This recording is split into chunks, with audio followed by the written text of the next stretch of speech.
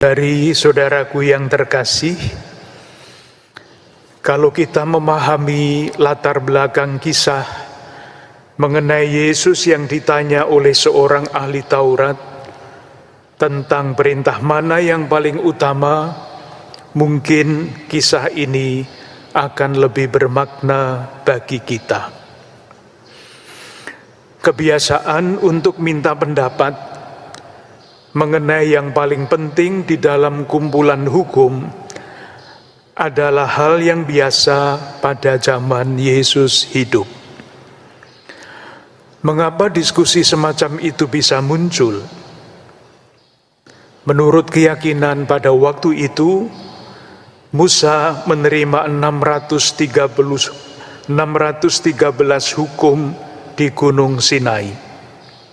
Ada yang merupakan perintah, ada yang merupakan larangan. Ada yang cenderung untuk menambah dengan segala macam peraturan yang lain.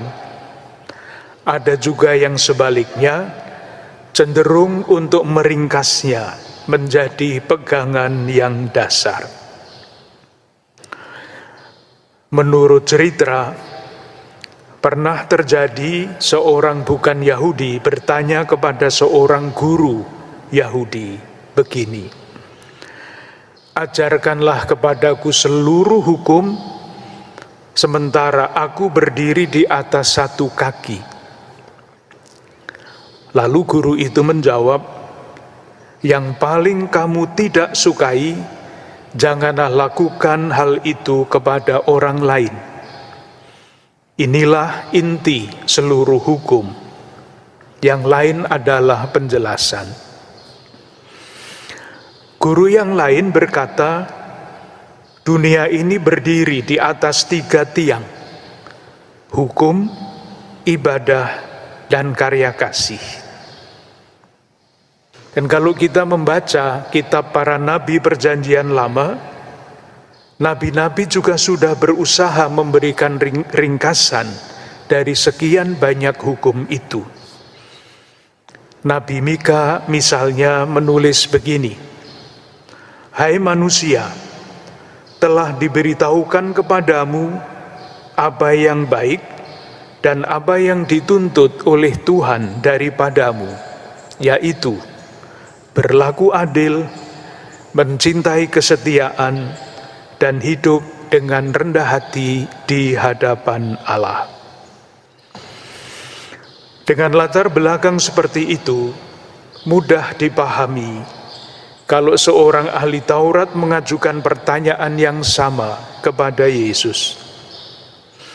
Jawaban Yesus amat sangat berbeda dibandingkan dengan jawaban-jawaban yang pernah ada dan beredar di lingkungan pada zaman itu. Pertama, Yesus mengutip perintah untuk mengasihi Allah. Tentu saja semua orang pada waktu itu akan setuju. Perintah ini adalah bagian dari doa yang diucapkan oleh orang-orang Yahudi pada waktu itu 2 kali sehari, pada awal hari dan pada akhir hari. Orang Yahudi saleh bahkan menempatkan kalimat-kalimat doa itu di dalam suatu kotak kecil dan kemudian mengikatkannya pada dahinya dan pergelangan tangannya untuk menyatakan bahwa dia adalah orang yang sungguh mengasihi Tuhan. Perintah kedua dikutip oleh Yesus yang ada di dalam kitab hukum, kitab Imamat.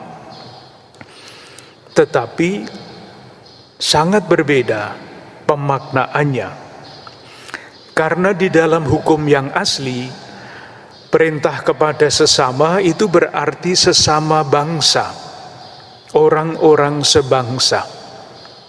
Yesus menghilangkan batasan itu sehingga mengasihi sesama menjadi perintah yang tanpa batas.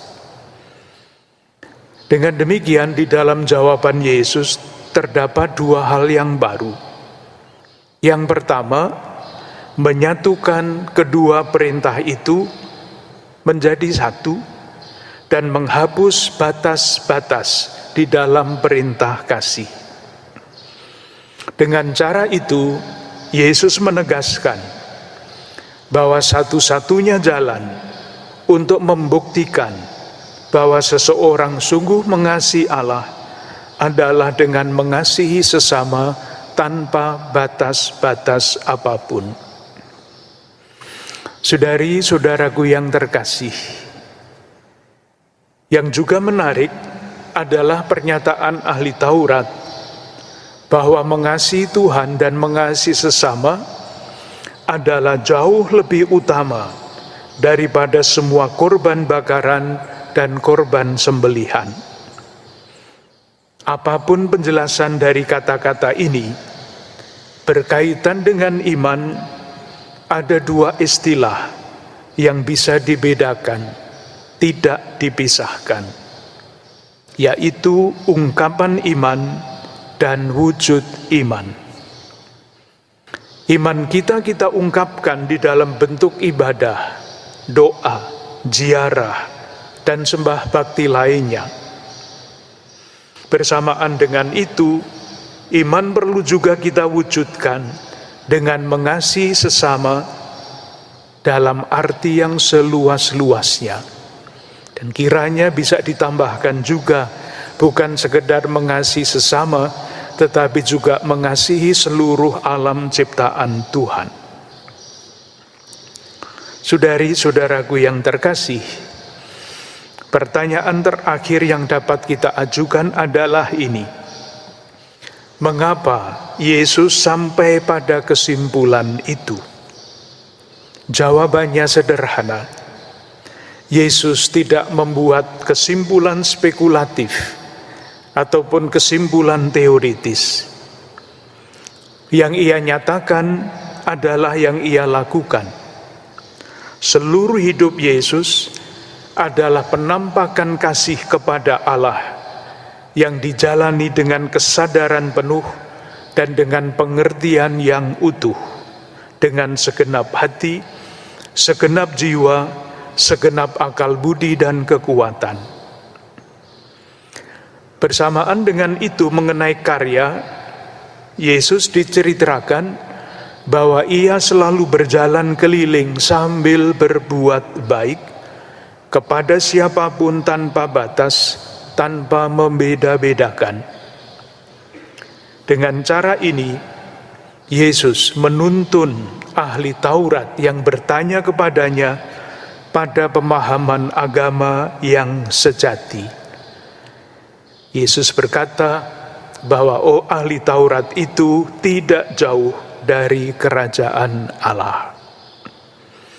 Saudari-saudaraku yang terkasih, di tengah arus zaman, di mana agama tidak jarang diperalat, bahkan dijadikan alasan untuk membenci dan melakukan kekerasan, semoga sabda Tuhan yang kita dengarkan pada hari ini mendorong kita semua untuk tanpa lelah terus berusaha menghayati hidup iman, menghayati hidup keagamaan kita dengan meneladani Yesus, mengasihi Allah, rajin berbuat baik tanpa batas.